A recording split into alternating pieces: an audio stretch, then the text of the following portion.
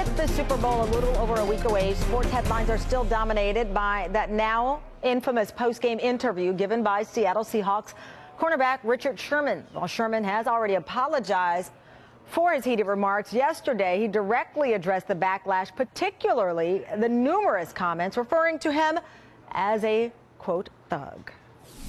The only reason it bothers me is because it seems like it's the accepted way of calling somebody the N-word nowadays. You know, it's like everybody else said the N-word, and then they say thug, and they're like, oh, that's fine. And that's where it's kind of, you know, it kind of takes me aback, and it's kind of disappointing because they know what's the definition of a thug really. You know, can a guy on a football field just talking to people, you know, maybe I'm talking loudly and doing something, you know, talking like I'm not supposed to, but I'm not.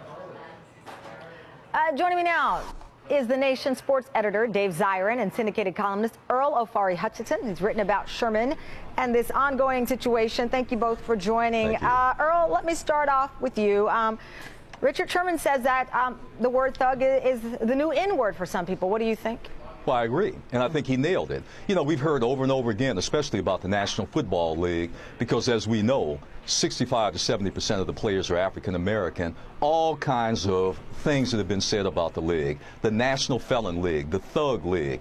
And when Richard Sherman, when he said, yes, thug equals the N-word, he nailed it to the wall. He understood right away that even though, as we well know in most circles, it's not acceptable anymore to use the N-word, although many people still do, some very notable people, at the same time, when you say thug equals black, and certainly an NFL or NBA player, many people say, we know. Sherman said something else, Tamron, that was very interesting. He said, look, you know, you have brawls all the time in hockey. He could have also added soccer, baseball, rugby, but at the same time, no one ever says that's a thug league, that's a thug sport, or they are thugs. Sherman got it right. Let me play what he said regarding hockey, and Dave, I'll get you in on this. Let's play that.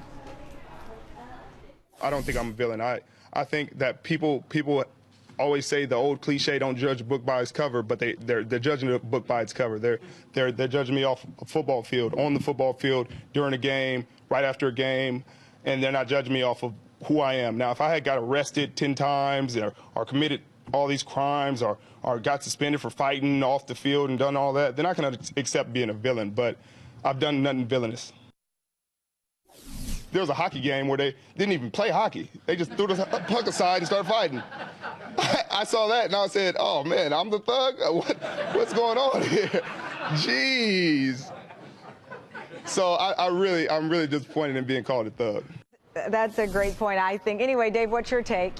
Tamron, when there are fights in hockey, you never hear people say, well, that's what you get when you get French Canadians all together in one rink. Right. And what kind of music do those French Canadians listen to? And what's up with their jeans? Do they sag? Do those jeans sag? Right. Uh-oh, you never want to be in a dark alley with a French Canadian. You don't see that because that's how racism operates. It's the burden of mass representation. So Michael Vick is caught fighting dogs, and every African-American athlete is asked, what do you think about dog fighting? As if they have something to say about it. And what's so amazing about Richard Sherman is that he gets that. He gets the history of the African-American athlete in a way that's very profound. He did a great interview today that people should find about his love of Muhammad Ali and his appreciation of Muhammad Ali. And my favorite part of the interview is he said, but all that being said, as much as I try to emulate Ali, I understand that what he dealt with is hundreds of times more intense than what I'm dealing with right now. And when I read that, this is such a crazy coincidence, I tweeted out an article written by Earl Ofari Hutchinson about what Muhammad Ali had to deal with in terms of the FBI and J. Edgar Hoover. So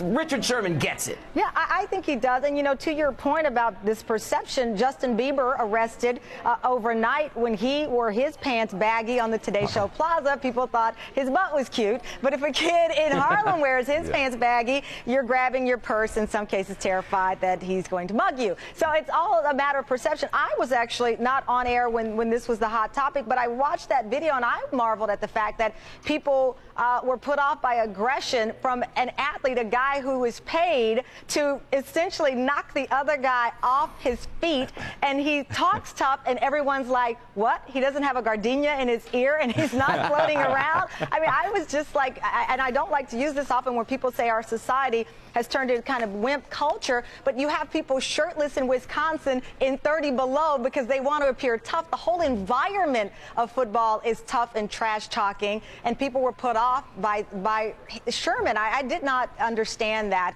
and I think it does in some cases go to a deeper issue. I don't know. I don't like to say someone is racist or whatever. I don't know your heart, but I do think it falls into perception issues, Earl.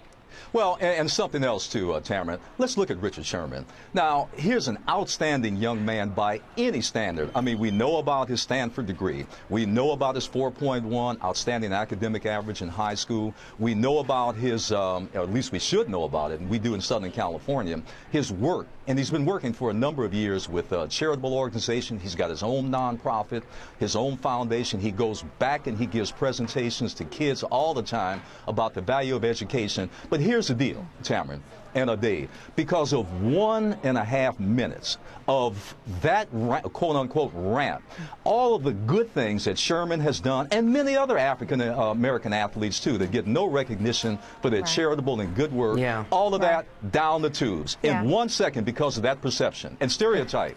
And it does go beyond Richard Sherman. I mean, there is, when people make comments about football players, basketball players, you do in some cases get this notion that these people, meaning most of the black athletes, are being painted with a broad stroke. And then, Dave, when someone follows up with oh, he went to Stanford, I think that really took some folks off guard because they thought he went to Compton Community College or something. And then when you say Stanford, it's like, college. And that being said, just being connected to Stanford doesn't necessarily make you a good person. Insert Condoleezza Rice comment here. But sorry about that. But I do want to say that one of the things that Richard has done is he's proving a quote by James Baldwin, who once said that America is a country devoted to the death of the paradox. People can't stand the fact that he's more than one thing. And if there is a Compton Community College, I don't know. I did not mean to disparage you in any basis. There is. And by the way, it's a very good college. I bet it is. I didn't mean it in that way. You know what I meant. So, and I've been to Compton plenty of times. And not for work. Thank you very much. Greatly appreciate it. Thank you, guys. Well, a raging fire that burned straight through a senior complex in Quebec tops our look at stories around the news nation today. At least 3 people were killed and 30 are still missing. Fire crews battled the blaze through the night as they fought high winds that made rescue attempts difficult. Authorities are still investigating the cause of the fire. And police say a hallucinating passenger caused a Greyhound bus to crash into a median early this morning. Authorities say the passenger attacked the driver of the bus, which was on its way to L.A. from Phoenix. 24 passengers were sent to a local hospital. Police believe the man was under the influence of drugs. And we'll be right back with Gut Check.